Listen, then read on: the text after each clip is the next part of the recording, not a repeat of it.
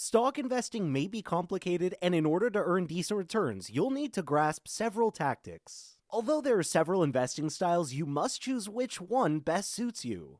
Active or passive management, growth or value investment, small or large cap stocks are the many types of investing. We'll discuss value investing and growth investing in this video. Two concepts that are believable to be the foundations of investing, and will demonstrate which is preferable. So stay tuned and watch the video till the end. The two primary methods of stock market investing are value and growth investing. Although it is not required to pick one over the other, each approach has a dedicated following. Let's take a closer look at these two stock investment techniques, weighing their advantages and disadvantages. A professional investor looks for undervalued stocks and makes investments in them. These companies often have low valuations and poor growth, but they do have a significant underlying value. The idea is that the value will be soon recognized by the market, causing the share price to catch up, yielding large profits. Value stocks have a strong track record, but on average, a lower price to asset ratios than their rivals, due to a number of factors including the cyclical nature of the industry, consumer behavior, and economic changes. They trade at lower valuations. Value stocks frequently see less price volatility at market ups and downs. A value investor seeks for and invests in firms that are undervalued. These businesses are typically undervalued and developing slowly. They do, however, have a high underlying worth. The notion is that the market will quickly perceive the value and share price will catch up, resulting in significant returns. Value stocks have a lower price to earning ratio than their peers on average, but they have a great track record. They trade at a lower valuation because of range of variables such as economic developments, customer behavior, or business's cyclical nature, among others. Price volatility in value stocks is often lower during market highs and lows. A growth investor looks for companies that have above average growth rates. Revenues, balance sheets, cash flows, and profitability all show persistent and significant growth in these companies. Small to medium and large cap stocks are frequently found in the growth sector. These companies surpass their competition by introducing innovative products, services, and pricing. Growth stocks have a solid track record of profit growth and are expected to continue doing so in the near future. This steady rate of growth is critical for attracting potential investors. Furthermore, these firms are more expensive than their competitors due to their higher price to earnings ratio. Investors are ready to pay a premium for these firms in comparison to present earnings because they feel the price will be justified in the future. Earnings growth that is regularly above average is the key sign of growth stocks. In general, such equities may not have a long track record of massive increases, but they have the potential for even more spectacular growth.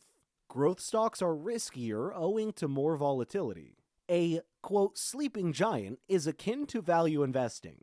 This method is chosen by investors who are willing to wait for the, quote, giant to rise. However, the wait may occasionally be longer than expected. They have a strong track record of dividend payments and are quite stable in terms of market volatility.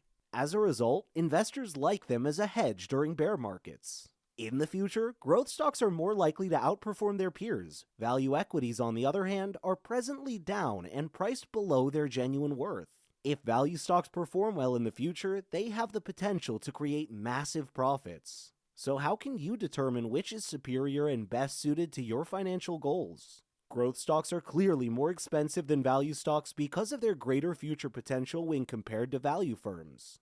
On the other side, value stocks are now more affordable due to decreased sales and earnings. Growth firms are preferred by investors because they continually generate more earnings. Value stocks often generate profits, but it may take some time before you start seeing those advantages. Growth stocks are more risky due to their higher valuations and frequent price fluctuations brought on by unfavorable market conditions.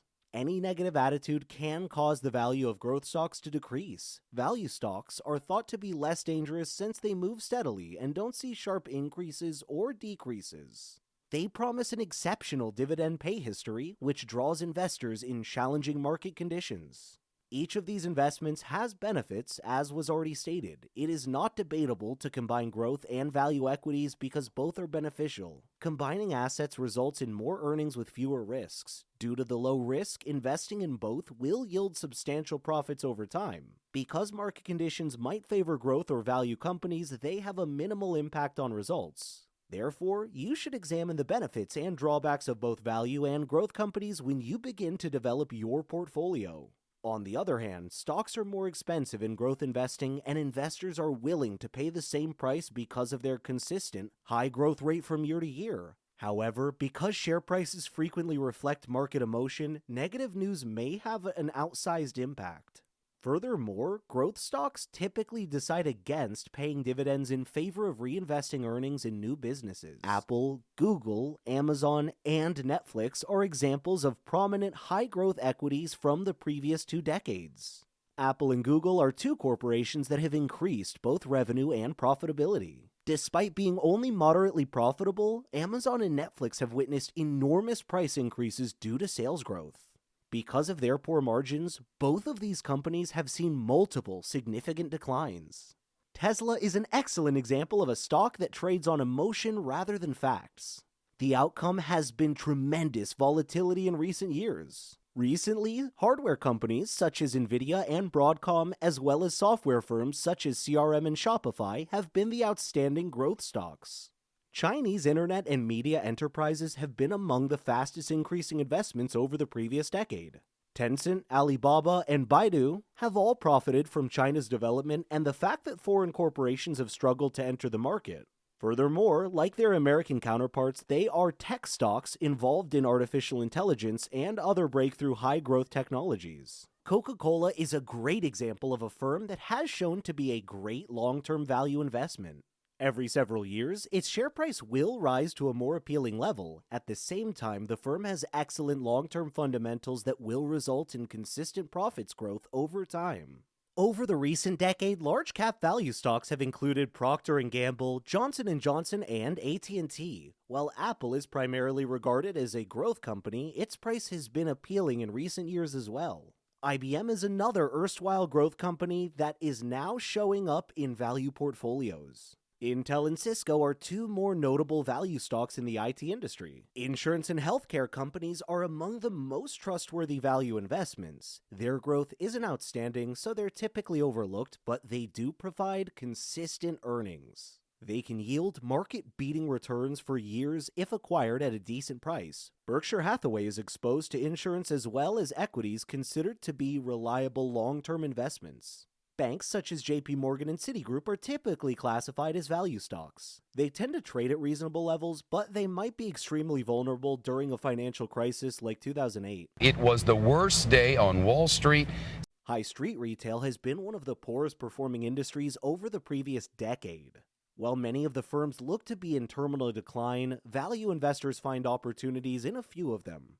These turnaround ideas are on the riskier side of the value scale. Well, portfolio managers can develop blended funds that invest in both growth and value equities.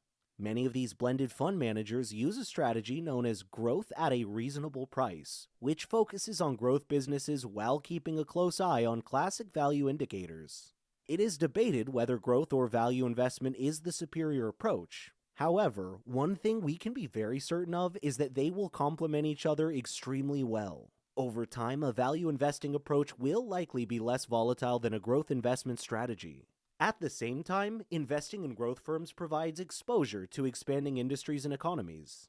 Both techniques can be utilized for stock selection in addition to a more comprehensive mutual fund or ETF investment program. The core/satellite investment strategy uses passive investing products to generate beta and somewhat risky assets to generate alpha. As a result, value and growth stocks can be employed to boost performance in this manner. While value investing is more resistant to volatility, both methods can suffer short-term losses. As a result, incorporating hedging measures alongside stock choosing tactics is necessary to decrease portfolio risk. Hedge funds that engage in short selling can be utilized to further minimize volatility. Now, the million-dollar question: which investment approach is superior, value investing or growth investing? The answer, however, is not that simple.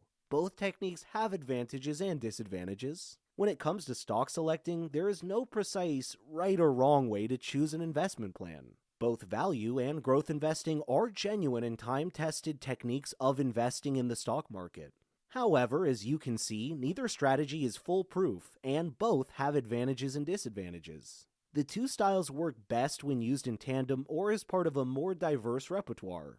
Both ways need a certain level of expertise and experience. If one or more methods appeals to you, it may be worthwhile to learn them. If not, you should consider investing in relevant ETFs, mutual funds, or hedge funds. An investor can invest in a basket of equities from both the value and growth universes. This hybrid method has grown in popularity in recent years. More significantly, selecting any certain investing strategy is mainly determined by the individual's risk tolerance and investment objectives. That's all we got for you today. What are your thoughts on this? Let us know in the comments down below. If you liked and found today's video fascinating, please give us a thumbs up. Don't forget to subscribe to our channel and click on the bell icon to be up to date with the most exciting things as soon as it's released. Thank you for your time, and we will see you in another video shortly.